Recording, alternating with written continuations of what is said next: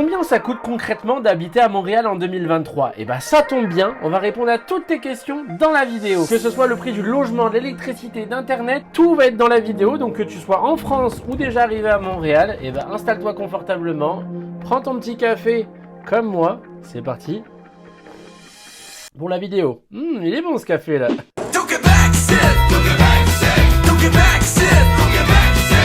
Bonjour les amis YouTube, c'est le Marco Show. C'est la première fois que tu me vois? Et bah écoute, y a pas de problème, t'as juste à faire comme les autres et t'abonner à la chaîne. Ici on compare tout ce qui est France et Québec et on vit des expériences totalement what the fuck. Donc n'hésite pas à lui mettre ton petit pouce bleu et c'est parti, on y va, on commence, let's go. Ok, on va commencer par un gros point, les logements. Déjà, la salle de bain et les toilettes. Whoop, c'est toujours dans la même pièce ici. En France, on est habitué au T2, T3, T4, etc. On dirait un peu des lignes de tramway. Ici, c'est un 1,5, 2,5, 3,5, 4,5 et j'en passe. Pour faire simple, le demi, c'est la salle de bain. Donc, c'est la demi-pièce de l'appartement où il y a les toilettes et où tu peux prendre ta douche. Le 1,5 signifie que tu vas avoir la cuisine, la salle à manger et la chambre dans la même pièce. C'est une grande pièce ouverte tout simplement. Le 2,5 signifie que tu vas avoir une séparation entre la cuisine et la salle à manger, mais tu vas dormir dedans. Et à partir du 3,5, messieurs, dames, vous allez avoir une autre pièce, une chambre fermée. Donc, plus le chiffre est grand, et plus il y a de pièces fermées dans l'appartement. Donc cela va de soi que si on prend un 4,5, il y a 2 chambres fermées, mais ça se peut que tu peux transformer une des chambres en bureau pour faire du télétravail comme ça se fait aujourd'hui en 2023. Ceci étant dit, moi aujourd'hui je vais pas te conseiller un quartier plus populaire qu'un autre à Montréal. Ça va dépendre vraiment de ton travail, de tes goûts et de ton budget. Mais sache que la plupart des Français arrivent et habitent sur le plateau qui est le plein cœur de Montréal. J'ai fait des recherches concernant le prix moyen d'un 3,5 à Montréal. Donc si tu l'as bien suivi, 3,5, c'est adapté pour un jeune couple où tu as une chambre fermée et la cuisine fermée et le salon fermé également. Donc c'est ce qu'on appelle un 3,5. C'est pas dans un quartier en particulier, c'est vraiment le prix moyen de si tu es vraiment à l'autre bout de Montréal ou en plein cœur de Montréal, de combien ça va coûter. Et nous arrivons, messieurs, dames, à la somme de 1138 $ de moyenne. Donc je vous affiche la petite conversion ici en euros. Effectivement, tu as des appartements déjà meublés, d'autres pas. Donc ça va vraiment dépendre de tout ça. C'est vraiment un prix moyen que je me suis basé pour un appartement non meublé. À savoir que le coût de la vie après la pandémie, vous savez le petit truc qu'il y a eu il y a 2-3 ans, là, le machin, Covid, machin, je sais plus trop quoi. Ça a augmenté de ouf les logements, de ouf.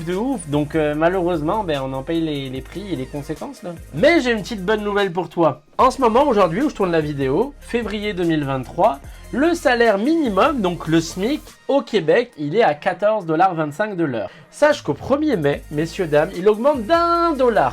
1 $, donc il va passer à 15,25 $. C'est la plus grosse augmentation qu'il y ait eu depuis 1996, je crois. C'est incroyable. Donc du coup, tu vas pouvoir payer ton loyer à Montréal, te gâter avec une vue sur un building, etc. Tu vois. Mais ça, c'est vraiment le prix moyen. Si tu vas à l'autre bout de Montréal, dans la forêt de Sherbrooke, etc., tu peux payer 700 $. Et si tu vas dans le centre-ville de Montréal, t'es dans le building au 29e étage, etc. J'ai vu des gens, ils payaient 2900 $ de loyer. Ouais, c'est incroyable. Donc la moyenne, c'est ça. Et pour trouver un logement, t'as plein de façons. Tu peux juste taper logement Montréal à louer sur Google. Sinon, tu peux aller sur Facebook. On a un truc qui s'appelle Marketplace. Franchement, c'est une tuerie. Il y a plein d'annonces, etc. Tu peux vendre des choses, mais il y a beaucoup d'annonces sur les logements. Sinon, tu as juste à aller sur les groupes, les différents groupes qui existent sur Facebook également. Les Français à Montréal, le logement à louer à Montréal. Si on te demande une caution, le propriétaire est illégal. Il n'a pas le droit de te demander une caution. Et c'est assez facile d'avoir un appartement. Généralement, ils vont te demander qu'est-ce que tu fais dans la vie et combien tu gagnes, ou si t'as pas de logement, une preuve comme quoi tu as des sous sur ton compte bancaire, et parfois ils te demandent rien du tout en fait. Ils y vont vraiment à la confiance et la plupart des gens payent leur loyer à temps, et comme ça, si tu veux déménager, ça se passe tous les 1er juillet, c'est un jour férié, le jour férié du Canada, et au Québec ils ont décidé que les baux se terminent le 1er juillet et tout le monde déménage cette journée-là, c'est le bordel dans la ville. Donc voilà pour les logements, mais si tu as d'autres questions, n'hésite pas à les mettre en commentaire. Un point auquel tu avais probablement pas pensé, c'est pour ça que tu es sur la bonne vidéo, il faut payer l'électricité. Si, en fait, tu y avais pensé, ça fait partie des dépenses mensuelles. Bref, ici, l'électricité, ce n'est pas EDF. Et l'électricité, il y a une seule compagnie, une seule, messieurs, dames, qui s'appelle Hydro-Québec. Et ça, c'est assez cher. Le prix va vraiment varier en fonction de ton logement. Si c'est un petit logement, si c'est un grand logement, s'il est bien isolé, s'il est vieux, s'il est récent, le prix varie basé sur tous ces facteurs-là. Et pas sur le facteur de la poste. Oh là là, fou. Ah là là, faut que j'arrête, moi là, faut que je boive un peu plus de café. Comme tu dois certainement t'en douter, l'hiver, à Montréal, il fait très froid. Ouh, ça c'est une imitation d'un gars qui a froid. Et l'été, il fait très chaud. Donc l'été, on consomme beaucoup moins de chauffage, mais l'hiver, on en consomme beaucoup plus. Les mois les plus froids ici, c'est janvier et février. Ce qui signifie que l'été, tu vas payer pas beaucoup de chauffage, exemple peut-être 50 $ de chauffage, mais l'hiver, tu vas raquer. Pouhouhou, ça va te faire des factures à 300-400 $, voire 500 $ parfois, et c'est réel, messieurs, dames. C'est pour ça que si je peux te donner un petit conseil, je te conseille, et ça fait une répétition ça, les paiements égaux. Les paiements égaux, comme ça, tu as le même montant toute l'année, que ce soit l'été et l'hiver, et tu payes la même chose. Et en moyenne, pour un logement à Montréal, en fonction d'un 3,5 toujours, la moyenne que tu vas payer, ça va être 100 $ par mois. 100 $ par mois pour l'électricité Hydro-Québec. Et ça commence à coûter cher finalement la vie à Montréal. Hein. Petite parenthèse, généralement c'est obligatoire, mais quand tu loues un logement à Montréal, tu dois acheter ce qu'on appelle une assurance habitation. S'il se passe de quoi dans ton logement, il faut qu'il soit assuré. En moyenne, ça aussi, tu vas devoir l'ajouter à ton budget. C'est une moyenne de 50 $ par mois.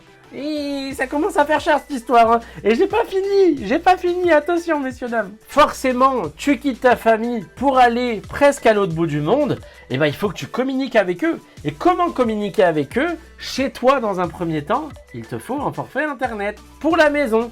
Et ici, il n'y a pas free forfait à 10 € par mois ou 20 € par mois. Non, ça n'existe pas, c'est beaucoup plus cher. Sache qu'il y a beaucoup d'internet et beaucoup de fournisseurs qui font des offres promotionnelles tout au long de l'année. Mais j'ai regardé ce qui a un bon rapport qualité-prix et avec une bonne connexion internet, parce qu'aujourd'hui en 2023, il y en a beaucoup qui font du télétravail et qui ont besoin d'une très bonne connexion internet. Donc en moyenne, pour un forfait internet, tu vas devoir payer 60 $. Ah, ça fait mal, hein. Ah ouais, moi je me suis dit la même chose aussi. Je me suis dit, oui, oh, c'est moins cher en France. Mais ici, c'est différent, tu sais. Là, si on résume, t'as déjà ton logement, t'as déjà l'électricité, t'as déjà l'internet et t'as déjà l'assurance habitation. Quand même, hein, ça monte un petit peu. Et on va le faire monter encore plus, messieurs, dames. Qui veut les enchères? Oui, 1, 2 fois, 3 fois. Let's go, on passe au prochain. À Montréal, bah tu vas devoir te déplacer. Donc si tu as une voiture, ça va te coûter à peu près 160 $ d'essence par mois. Et si tu n'as pas de voiture, tu vas te déplacer en transport en commun. Donc ça s'appelle la STM, Société des transports en commun de Montréal. Et cet abonnement mensuel, il n'y a pas en moyenne, c'est le prix aujourd'hui, en février 2023, coûte 94 $, messieurs, dames, j'allais dire en euros, 94 $ pour te déplacer pour un mois. Parfois, il y a des compagnies qui prennent une toute petite prise en charge de cet abonnement mensuel, mais bien souvent, ils ne le prennent pas nécessairement, donc va falloir le payer de tes poches.